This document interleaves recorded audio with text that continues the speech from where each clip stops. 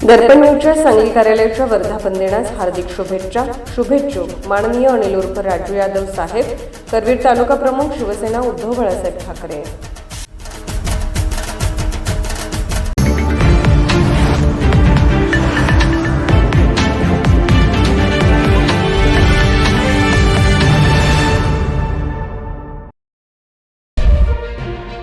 चंद्रे येथे जलजीवन मिशनच्या कामामुळे मुख्य रस्ता खराब, ठेकेदारावर कारवाईची ग्रामपंचायत सदस्य दादासाहेब पाटील यांची मागणी। राधानगरी तालुक्यातील चंद्रे येथे जलजीवन मिशन अंतर्गत मुख्य रस्त्यावर खुदाई करून पाईपलाईन टाकण्याचे काम सुरू असून यामुळे 4 महिन्यापूर्वी कोट्यवधी रुपये खर्च करून करण्यात आलेला मुख्य रस्ता पूर्णपणे खराब झालाय। संबंधित ठेकेदारावर कडक कारवाई करून पूर्ववत रस्ता करून घ्यावा अशी मागणी ग्रामपंचायत सदस्य दादासाहेब पाटील यांनी केली आहे। दादासाहेब पाटील यांनी सांगितले की चंद्रे गावातून जाणारा मुख्य मार्ग नुकताच 4 महिन्यापूर्वी मोठ्या खर्चातून तयार करण्यात आला होता।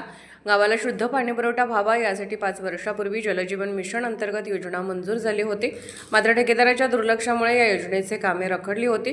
दरम्यान मुख्य रस्त्याचे काम पूर्ण झाल्यानंतर काही ठराविक अंतरावर पाईप टाकण्याचे काम शिल्लक राहिले होते। संबंधित ठेकेदाराने राधानगरी सार्वजनिक बांधकाम विभागाची कोणतीही परवानगी न घेता मुख्य मार्गाच्या साईड पट्टीवर खुदाई सुरू केली, त्यामुळे नव्याने झालेल्या रस्त्याचे मोठे नुकसान झाले आहे।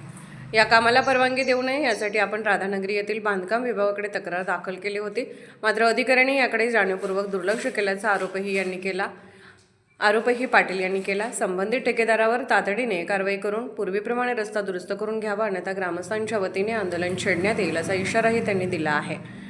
कोल्हापूरहून दर्पण न्यूजसाठी अनिल पाटील। दादासाहेब पाटील, ग्रामपंचायत चंद्रे।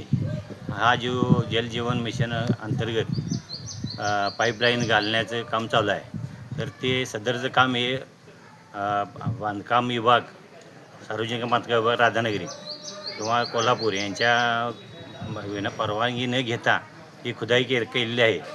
संबंधित विभागाला, राधानगरी विभागाला आम्ही रितसर अर्ज केला असता त्यांनी सुद्धा याच्याकडे जाणीवपूर्वक दुर्लक्ष केलेलं आहे। तेव्हा हे खुदाई जी केलेली आहे बिना परवानगीची, तर संबंधित ठेकेदारावर कारवाई व्हावी, कायदेशीर कारवाई व्हावी आणि संबंधित विभाग बांधकाम किंवा राधानगरी यांचीसुद्धा चौकशी होऊन त्यांच्यावर पण कारवाई व्हावी, कारण हा त्यांनी याच्याकडे जाणीवपूर्वक दुर्लक्ष केलेलं आहे। तक्रार दिला असतानासुद्धा ही परवानगी घेऊनच या रस्त्याला खुदाई देण्यात यावी असा रितसर अर्ज केला असतानासुद्धा त्यांनी जाणीवपूर्वक दुर्लक्ष केले। तेव्हा संबंधित ठेकेदार यांच्यावर कायदेशीर कारवाई व्हावी आणि बांधकाम विभाग उपअभियंता राधानगरी यांचीसुद्धा चौकशी होऊन कारवाई व्हावी। निर्भीड बेधडक बातमीसाठी दर्पण न्यूज चॅनलला लाईक करा, शेअर करा, सबस्क्राईब करा। मुख्य संपादक अभिजित रांजणे, दर्पण न्यूज।